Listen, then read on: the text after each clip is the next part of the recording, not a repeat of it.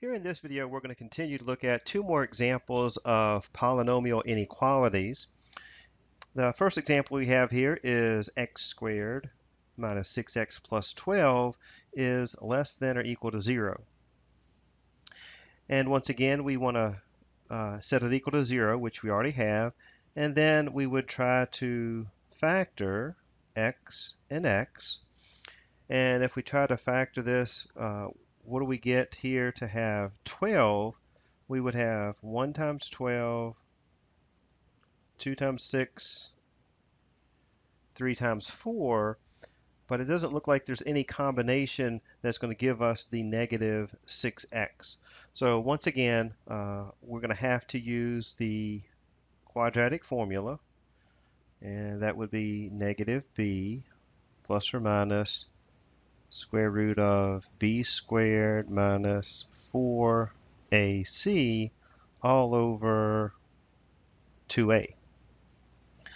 So if it's helpful here, we'll label this a is equal to 1, b is negative 6, and c is positive 12. So therefore, we're going to get x is equal to a negative b, so that's the opposite or negative of negative 6,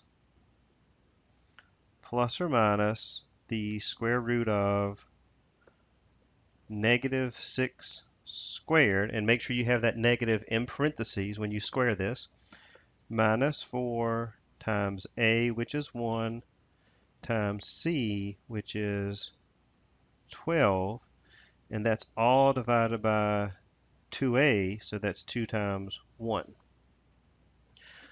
Now, if we go to simplify this, negative negative would make it a positive 6 plus or minus the square root of. You plug this in, you're going to get a negative 6 squared, which is 36, minus 4 times 12, so that's 48. So we would end up with a negative 12 over 2. And in a previous video, we ended up with a negative under the square root, and that tells us, once again, there are no real zeros because the graph never touches the x-axis. So once again, that's going to tell us either your polynomial is going to be always above the x-axis or it's going to always be below the x-axis.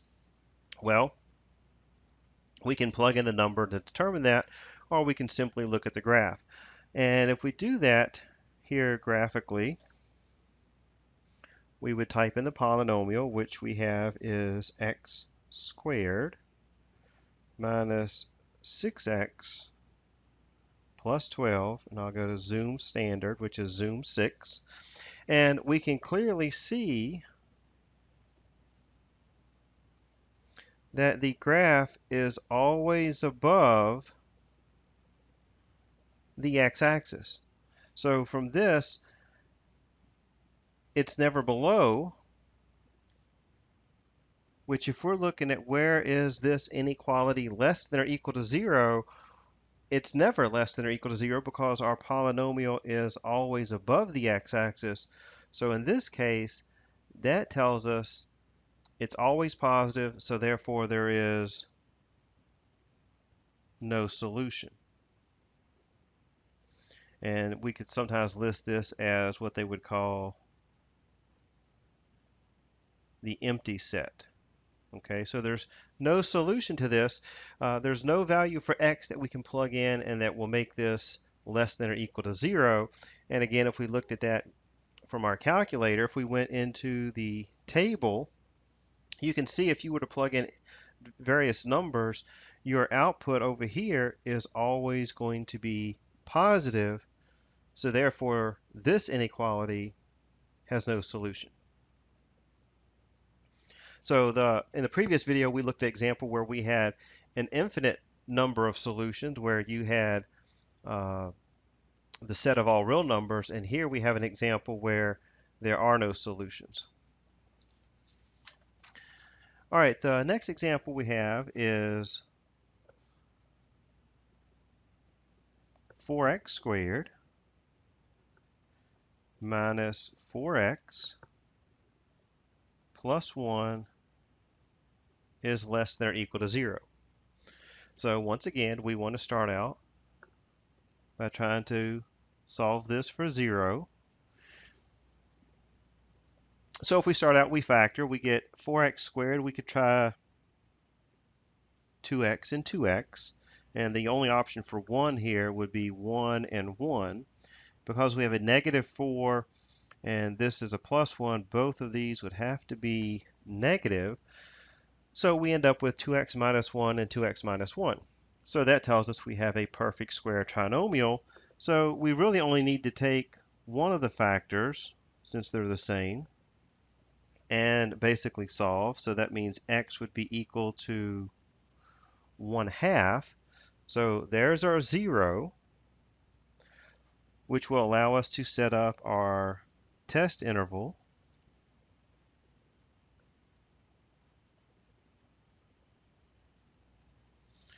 And once again, we're going to start from negative infinity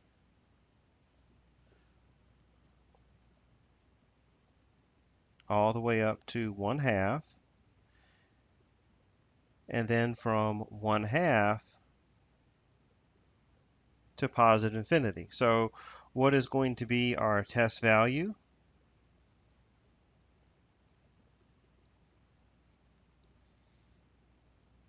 Well, if we need to pick something to the left of 1/2, I would simply pick 0. Something to the right of 1/2, I would use 1. And then we want to figure out what is the polynomial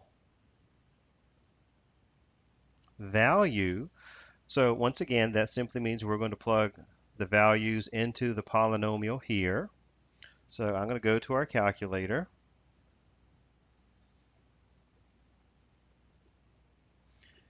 Go to y equals, clear out the previous example, and we're going to type in 4x squared minus 4x plus 1. And if I go into our table, delete out the other values, and we were looking at test values of 0 and 1. So if I type in 0 and 1, we get positive 1 and positive 1. So that tells us the conclusion that we can make is that both of these are obviously going to be positive. And if we go up here and we look at our polynomial, we're looking for where is this less than or equal to 0.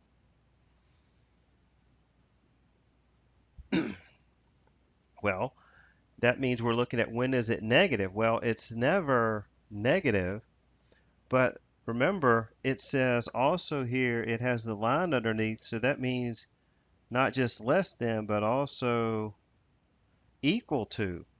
So when is this? It's never going to be less than 0, but is it ever equal to 0? Well, that's going to be the value that we found for the 1/2. So the only solution that we have for this example is 1/2. So if we were looking at that on a number line, then you would just simply have that one single value here at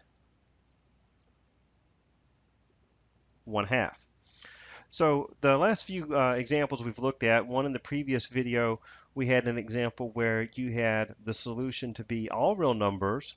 That means any value for x is true. And the first example we had here, we had an example of where you have no solution because your graph is never, in this case, below, because we're looking for a value that is less than or equal to 0. While we're on this example, what would happen if we were to take this sign, do you think, and we switched it? What if this original problem said greater than or equal to 0? Well, obviously then, if we did that, instead of no solution, your answer would be all real numbers.